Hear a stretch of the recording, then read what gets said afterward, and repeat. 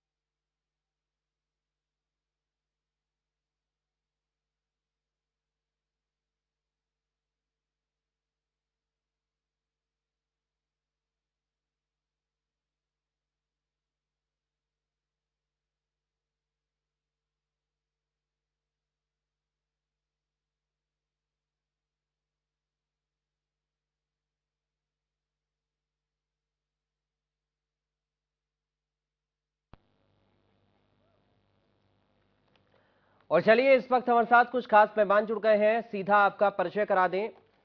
इस वक्त हमारे साथ समाजवादी पार्टी से प्रवक्ता अशोक तिवारी जी जुड़ गए हैं, साथ ही कांग्रेस पार्टी से प्रवक्ता मलिक जावेद अंसारी हैं और वरिष्ठ पत्रकार मनोज मिश्रा हमारे साथ हैं।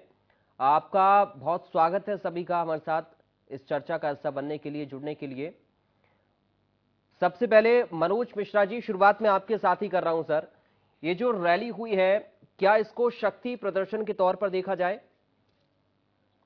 पराग जी, इसमें कहीं कोई शक नहीं। और आपने अभी डिबेट की शुरुआत में एक सवाल के जवाब में जो कहा कि किन किन क्षेत्रों में कौन किसका वोट प्रभावी करता है, तो एनडीए गठबंधन में उत्तर प्रदेश में सबसे मजबूत, चाहे वो प्रदेश की हिस्सेदारी में हो चाहे दिल्ली की हिस्सेदारी में हो, वो अनुप्रिया पटेल है। अनुप्रिया पटेल चूंकि उत्तराधिकार की लड़ाई कमेराबाद और अपना दल इसमें चल ही रही है, हम आप लगातार इसको देखते आए हैं, लेकिन आज गृह मंत्री, देश के गृह मंत्री का आगमन, और आगमन ही नहीं, पूरी जोर शोर से, अगर आप लखनऊ को पे एक नजर डालेंगे तो आपको दिखेगा कि जमीन से लेकर के हवाई तक सुरक्षा के साथ साथ स्वागत। तो जो एक संदेश है, बिल्कुल 2024 की चुनावी तैयारी के साथ में ये जो गठबंधन है, उस गठबंधन का असर, जैसे आपने जिक्र किया था कि चाहे वो बांदा हो, मिर्जापुर हो, प्रयागराज हो, या वो प्रभावित क्षेत्र, क्योंकि एक समय हुआ करता था, पराग जी बताऊं आपको, जब फूलपुर, प्रयागराज या मिर्जापुर या बांदा, चित्रकूट, बबेरू, या आप इधर बात कर ले गोड़ा, बहराइच, बस्ती, जहां पर कभी वर्मा, कभी पटेल, इन सब के गठबंधन सपा, बसपा और कांग्रेस के साथ हुआ करते थे। लेकिन ये कह सकते हैं कि उत्तर प्रदेश में भारतीय जनता पार्टी के साथ मजबूत तरीके से अनुप्रिया पटेल के नेतृत्व में, और यही वजह रही गृह मंत्री का आना और सोहेलाल की जयंती पर, तो एक मैसेज। और जो आपने एक जिक्र बीच में और किया था कि साहब अभी बिहार में देखिए जिस तरीके से सारे दल मिल करके, तो उत्तर प्रदेश में 80 सीटें हैं, और 80 का लक्ष्य लेकर के भारतीय जनता पार्टी को चलने में वो किसको कितने हिस्से में आती है तो बात की विषय है, लेकिन कम से कम 3 बड़े मंडल और लगभग 18 जिले बहुत प्रभावित करते हैं इन जातियों को वोटों से। तो ये बहुत मजबूत जोड़ है। आप देखिए प्रदेश में भी काफी अच्छी हिस्सेदारी है, कई मंत्री हैं, विधान परिषद सदस्य भी हैं, अनुप्रिया खुद केंद्रीय मंत्री हैं। जी। ठीक है सर, मैं लौटूंगा आपके पास। हमारे साथ बीजेपी से प्रवक्ता भी जुड़े हैं, लेकिन उनका नाम अभी तक मेरे पास नहीं आया है, गेस्ट लिस्ट आ जाए उसके बाद मैं उनके पास जाऊंगा। लेकिन अशोक तिवारी जी, आपके पास मैं अब आ रहा हूं। ये एक बड़ा संकेत आप लोगों के लिए, चूंकि सेकंड लार्जेस्ट पार्टी आप लोग उत्तर प्रदेश के अंदर हैं। जी नहीं, संकेत तो खैर जो भी है, लेकिन ये पूरा मीडिया देख रहा है, पूरा देश देख रहा है कि भारतीय जनता पार्टी जिस तरह से इस समय एक प्रकार से बहुत दबाव महसूस कर रही है, बौखलाहट महसूस कर रही है, हारने के कगार पर अपने को पा रही है 2024 पूरी तरह से, तो आज वो तरह तरह के प्रयोग करना भी शुरू कर चुकी है। इनका अमित शाह का तो यहाँ आना ठीक है, मतलब एक कार्यक्रम में आ रहे हैं, आना चाहिए, जो उनके साथ लोग जुड़े हैं उनके साथ आना चाहिए। लेकिन ये पसमानदा का जो नया शगुफा छोड़ा है कि आज ये इनका जो वोट बैंक कभी साथ में इनके था, आज वो वोट बैंक इनका साथ छोड़ चुका है, ऐसा ये समझ चुके हैं, इनके सर्वे बता रहे हैं। आज ये हालत ये है कि जीतने के जुगाड़ में अब ये मुस्लिम समाज को भी जो है जातियों में तोड़ने के पे आमादा हो गए। आज पसमानदा में अपने जीतने का जुगाड़ ढूंढ रहे हैं कि पसमानदा इनको वोट दे देंगे तो ये जीत जाएंगे। इनके हारने का तो बिल्कुल क्लियर कट ये पूरा देश देख रहा है कि इनको अब अपने वोटरों पर भी विश्वास नहीं रह गया है। ये अपने वोटरों का भरोसा खो चुके हैं, क्योंकि इतना छल किया इन्होंने, इतना धोखा किया, इतना फरेब किया इन्होंने कि जो कहा वो पूरा नहीं किया। जब जो कहने पर पूरा नहीं करोगे तो आज वोटर कहां तक इंतजार करेगा। आपको 14 में जिताया, आपको 19 का चुनाव जिताया, 17 में उत्तर प्रदेश में जिताया, आपको 22 में तो खैर आपने किसी तरह जीत लिया, मतलब छल फरेब करके, लेकिन 17 में जिताया आपको। तो हालात ये हैं कि आज इनका जो वोटर इनसे दूर जा रहा है, वो समझ रहा है कि इनसे कुछ होने वाला नहीं, न देश का भला होने वाला है, न प्रदेश उत्तर प्रदेश का होने वाला है। अब वोटर ये अच्छी तरह, क्योंकि आज पिछड़ा वर्ग भी इनसे अलग हो गया। पिछड़ा वर्ग की हालत यह है कि उसका जो है आरक्षण में उसको जो है जो चीज होनी चाहिए, 69,000 शिक्षक भर्ती घोटाले में जिस तरह से घोटाला हुआ, तमाम तरह से जो प्रमोशन में हर जगह जो चीजें आ रही हैं सामने, तो पिछड़ा और दलित भी इनसे अब इनमें अपनी जगह नहीं ढूंढ पा रहा है कि कहाँ उसकी जगह है। तो हालात ये हैं कि जो पीडीए का अभी बात आई थी कि पिछड़ा, दलित और अल्पसंख्यक, तो ये सारा समाज एक तरह से अपने को उपेक्षित महसूस कर रहा है। सामान्य वर्ग की जहां तक बात है, सामान्य वर्ग ठगा महसूस कर रहा है। किसान आज जो है कहीं का कहीं पर खड़ा नहीं पा रहा है। 2 गुना कीमत होने की बात कही थी 2022 तक, आज वो आधी कीमत पे खड़ा हो गया है। ठीक है, हालात ये है कि उत्तर प्रदेश का और देश का पूरा जितना भी जनता है, जितना पूरा समाज है, जनता अब इनके खिलाफ आ गई है और ये चुनाव जनता लड़ने जा रही है। उत्तर प्रदेश में जनता आज समाजवादी पार्टी के राष्ट्रीय अध्यक्ष हमारे अखिलेश यादव जी के साथ खड़ी हुई है और उनको आगे करके चुनाव लड़ रही है। तो जनता चुनाव लड़ रही है और जनता ने देखा। इसमें आखिर में अपनी बात कहता हूँ संक्षेप में कि उत्तर प्रदेश में जो कुछ भी विकास हुआ है, आज आप पूरा एक छोर से दूसरे छोर तक देख लें तो आज माननीय अखिलेश यादव जी के द्वारा किया गया 12-17 का जो विकास है वही दिखाई पड़ रहा है। चाहे लोक भवन हो, चाहे पुलिस मुख्यालय हो, चाहे कान्हा स्टेडियम हो, चाहे आगरा एक्सप्रेसवे हो, चाहे आपका जो है लोहिया पार्क हो, जनेश्वर मिश्र पार्क हो, पूरा जितना भी मेट्रो है 1 इंच नहीं बढ़ पाई। जो कुछ भी विकास हुआ है, और जहां तक भ्रष्टाचार की बात है उस पर भी जो है जो बात बोलते हैं सब भाजपा पे ही लग रही है। कितनी कम कीमत में जो है, ठीक है, आगरा एक्सप्रेस बड़ी बात आपने कह दी सर। और मुझे लगता है कि आपने तो चुनाव से पहले ही सारा एनालिसिस कर दिया है कि कौन किसके साथ है। अंसारी साहब के पास जरा चलते हैं, उनका एनालिसिस क्या कुछ कहता है ये भी समझना बहुत जरूरी है, क्योंकि उनके लिए तो मैदान बहुत बड़ा है। मलिक जावेद अंसारी साहब, कैसे सर देख रहे हैं इस रैली को हम कहें या फिर सोनेलाल पटेल की हम जयंती कहें, क्योंकि अमित शाह भी यहाँ पहुंचे, अनुप्रिया पटेल ने बहुत सारी बातें कही हैं, योगी आदित्यनाथ भी यहाँ पर पहुंचे थे। अंसारी साहब देखिए, सबसे पहले तो पराग जी मैं बता दूं, भाजपा केवल 9 सालों में इन्होंने कुछ नहीं किया, केवल प्रचार किया है। 2 दिन पहले अभी हमारे गृह मंत्री जी जो है वो राजस्थान के उदयपुर गए थे, वहां झूठ बोल के आए हैं कि वहां पे जो कन्हैया कुमार की हत्या हुई थी उसको एनआईए के लोगों ने गिरफ्तार किया था, एनआईए ने गिरफ्तार किया था, जबकि राजस्थान सरकार ने 4 घंटे में गिरफ्तार करके 4 दिन के बाद केस एनआईए को दिया था। तो देश के गृह मंत्री इतने बड़े पत्थर पे बैठ के झूठ बोलने का काम करते हैं, और ये वही गृह मंत्री है। इनकी अध्यक्षता में दिल्ली में दंगे हुए जब ये गृह मंत्री थे और 60 से ज्यादा लोगों की मौत हो गई, तो प्रधानमंत्री जी ने अजीत डोभाल को बुलाकर स्थिति को नियंत्रण में करने का आदेश दिया। अब मणिपुर जल रहा है, 110 से ज्यादा लोगों की मौत हो गई, 2000 घरों को जला दिया गया, धार्मिक स्थल जल रहे हैं और वहां पे 50,000 से ज्यादा लोग कैंपों में रह रहे हैं। गृह मंत्री जी यहाँ पे चुनाव प्रचार कर रहे हैं और दूसरी तरफ आसाम में बाढ़ आई हुई है। 20 जिले जो है बाढ़ की चपेट में, 5 लाख लोग प्रभावित है। गृह मंत्री जी प्रचार कर रहे हैं उत्तर प्रदेश में, बहुत बढ़िया है, प्रचार करिए। और हमारे देश के प्रधानमंत्री मध्य प्रदेश में मेरा बूथ सबसे मजबूत कर रहे हैं। तो ये तो देश का दुर्भाग्य है, ऐसे गृह मंत्री हमारे जो हर पल प्रचार करते हैं, झूठ बोलते हैं और पूरा एक प्रदेश जल रहा है। 60 दिन से इंटरनेट बंद है, क्यों बंद कर रखा है इंटरनेट? दुनिया को पता लगने दीजिए डबल इंजन की सरकार का कुछ शासन कैसा है, दुनिया देखे, देश देखे। गृह मंत्री तो वहां गए थे, प्रधानमंत्री ने तो एक ट्वीट नहीं किया।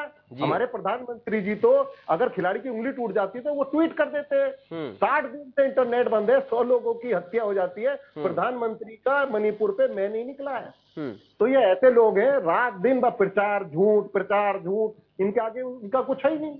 ठीक है मनोज मिश्रा जी, अब देखिए अंसारी साहब कह रहे हैं कि ये सारा जो प्रचार है वो झूठ का पुलिंदा है, और अशोक तिवारी जी ने तो सारा एनालिसिस करके रख दिया अभी से ही। वो कह रहे हैं कि सभी इनसे छिटक गए हैं और जो विकास आप उत्तर प्रदेश में देख रहे हैं वो सारा समाजवादी पार्टी की 12 से 17 की सरकार की देन है। पराग भाई, देखिए दरअसल क्या है कि राजनीति में सबसे ज्यादा विगत 32-33 वर्षों में उत्तर प्रदेश सफर किया है। उसके पीछे कारण है मंडल कमंडल और जिस तरीके से क्षेत्रीय दलों का लगातार सरकार में रहना, तो उसका असर यूपी बिहार में ज्यादा पड़ा। और मैं नहीं बल्कि पैनल में बैठे सभी लोग इस बात से सहमत होंगे। उत्तर प्रदेश में 22 के चुनाव से पहले दो बड़े ट्रायल किए गए, चाहे वो कांग्रेस जी। और सपा गठबंधन, चाहे सपा और बसपा गठबंधन। लेकिन 2014 के बाद जब परिस्थितियां बदली और लगातार देश प्रदेश की सरकारें बदलती रही, तो जवाबदेही के रूप में इसमें कहीं कोई शक नहीं कि 2022 का विपक्ष का चुनाव अखिलेश के नेतृत्व बहुत बढ़िया लड़ा गया, लेकिन 37 साल के का रिकॉर्ड भी टूटा कि बतौर मुख्यमंत्री रहते सरकार रिपीट हुई। 80 में 73, 80 में 65। देखिए आरोप प्रत्यारोप कुछ भी करो, करना भी चाहिए। कारण ये चाहे मीडिया हो चाहे विपक्ष हो, वो सरकार को वो जगह दिखाने की कोशिश करता है कि सर यहाँ गलती और इसको ठीक होना चाहिए।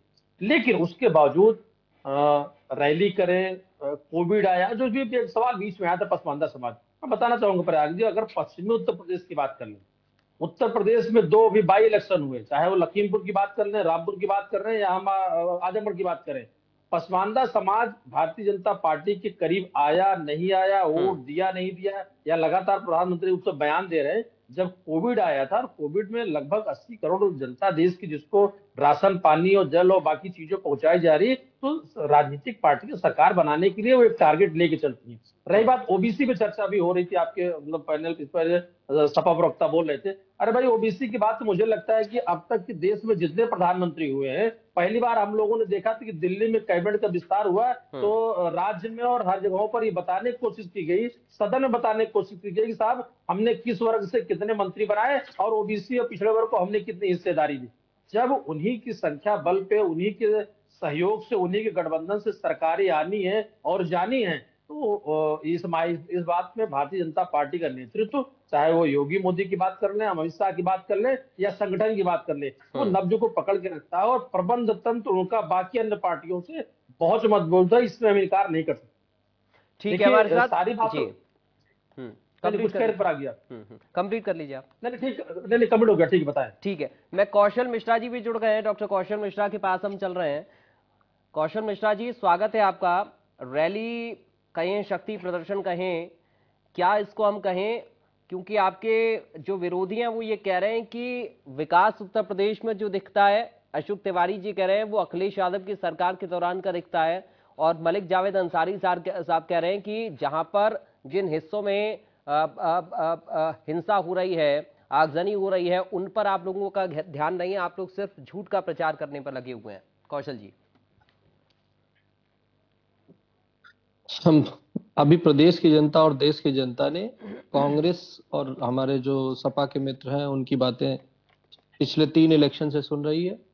इन्होंने 2017 का इलेक्शन हारा, 2019 में हारे, फिर 22 में हारे, 14 में हारे, और अभी तो निकाय चुनाव में इनकी क्या हालत हुई है सबने देखा है। तो अगर जो सब लोग ये कह रहे हैं और यही सत्य है, क्योंकि हमें तो झूठ का दे दिया, तमगा दे दिया कि हम झूठ बोलते हैं, पर इनकी सारी सच्चाई हमारी इतनी बुराई जानने के बाद भी जनता हमें चुन रही है, कोई तो रीजन होगा ना।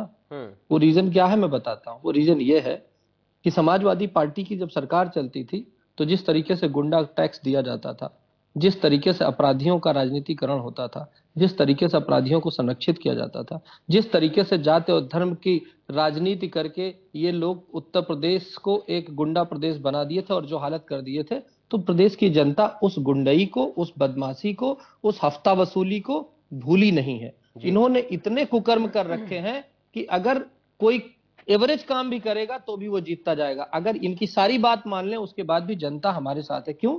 क्योंकि भारतीय जनता पार्टी प्रदेश की जनता और देश की जनता का मन पहचानती है। ये लोग हिंदुस्तान का और भारत का मन नहीं पहचान पा रहे हैं।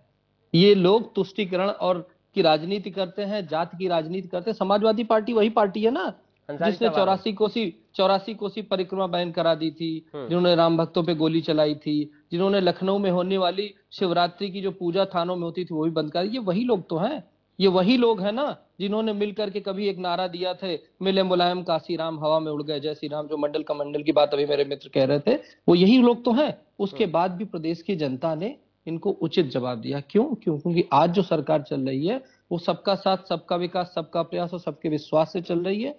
राष्ट्रवाद की नब्ज को पकड़ के चल रही है। एक तरफ तो आप देखिए पटना में जिस तरीके से सारे विपक्षी दल मिले थे, उन विपक्षी दलों के चेहरों को देखेंगे तो वो वही चेहरे हैं जो आज से कुछ साल पहले अरविंद केजरीवाल अपने जेब में एक लिस्ट लेके घूमते थे अपराधियों की और भ्रष्टाचारियों की। वो सारे भ्रष्टाचारी वहीं बैठे हुए थे। ये वही लोग हैं जो लोग अपने प्रदेशों में बुरी तरह से हारे हैं और 14 के इलेक्शन में, 19 के इलेक्शन में हारे हैं। इनका एक ही नारा है ना, हम चाहते हैं कि देश का भविष्य बदले। हम स्वर्णिम काल की बात कर रहे हैं, हम 2047 तक की सोच लेके चल रहे हैं। ये इनका एक नारा है कि किस भी तरीके से कुछ भी करो, मोदी को हटाओ। एक तरफ राष्ट्रवाद की बात चल रही है, राष्ट्र के चेहरे को बदलने की बात चल रही है, फ्रेजाइल 5 इकोनॉमी से 5वीं इकोनॉमी बना करके तीसरी इकोनॉमी की बात चल रही है। एक तरफ सरकार ये है, दूसरी तरफ एकजुट होकर के सारे भ्रष्टाचारी, सारे परिवारवादी, आप देखिए जितने लोग बैठे थे सब परिवारवादी हैं। सभी लोग किसी न किसी केस में जेल में रहे हैं या बेल पे रहे हैं। कांग्रेस के जो टॉप लीडरशिप है 420 के केस में बेल पे घूम रही है, ठीक है, और बाकी सब परिवारवादी भरे हुए हैं। तो भ्रष्टाचारियों और परिवारवादियों का ध्रुवीकरण है और उनका एक ऑब्जेक्टिव है कि वो किसी तरीके से मोदी जी को हटाएं। पर देश की जनता ने ठान रखा है कि सही चुना था, सही चुनेंगे, यही चुना था, यही चुनेंगे। अंसारी साहब जवाब देना चाह रहे हैं, मैं संक्षिप्त में सर रखी चूंकि समय कम है, उसके बाद अशोक जी आपके पास आ रहा हूँ। जी, मैं बहुत जल्दी खत्म करूंगा पराग जी, थैंक यू समय देने के लिए। मैं ये कहना चाहूंगा कि डॉक्टर साहब ने बहुत सारे आरोप लगाए। तुष्टिकरण अगर किसी का हुआ है तो उद्योगपति मित्रों का हुआ है, गरीबों का पैसा लूटा गया है और मित्रों को अमीर किया गया है। दूसरा, इन्होंने आरोप लगाया कि जातियों में विभाजनकारी नीतियों से राजनीति की है विपक्ष ने। मणिपुर जीता जागता उदाहरण है, 2 जातियों को लड़ाने का काम कर रहे हैं, पूरा मणिपुर आपके हवाले कर दिया गया। तीसरा, इन्होंने इकोनॉमी की बात की। इकोनॉमी पे मैं बता दूं, 2014 में ही वर्ल्ड बैंक ने कहा था कि भारत जो है दुनिया की तीसरी सबसे बड़ी अर्थव्यवस्था है। आपने तो उसको नीचे ला दिया। 100 लाख करोड़। ये मैं मलिक साहब, मैं आपसे वो सोर्स जानना चाहता हूं। मैं वो सोर्स नहीं, पर आप गलत बोले ना। अगर तीसरी इकोनॉमी 2014 में आप बता रहे हैं सर, वो सोर्स वर्ल्ड बैंक ने कहा था। अब सोर्स दिखाइए। झूठ बोल रहे हैं आप, अभी झूठ बोल रहे हैं, हिंदू झूठ बोल रहे हैं, आप झूठ बोल रहे हैं। प्रधानमंत्री झूठ बोलते हैं। फ्रेजाइल 5 में था, मंत्री अभी झूठ फ्रेजाइल बोलते हैं। 5 में था। अंकर साहब आप ही इनको बता दीजिए, मैं क्या बोलूंगा, आप ही इनको बताइए। फ्रेजाइल 5 से 5वीं इकोनॉमी, ये 2014 में तीसरी इकोनॉमी कर रहे हैं।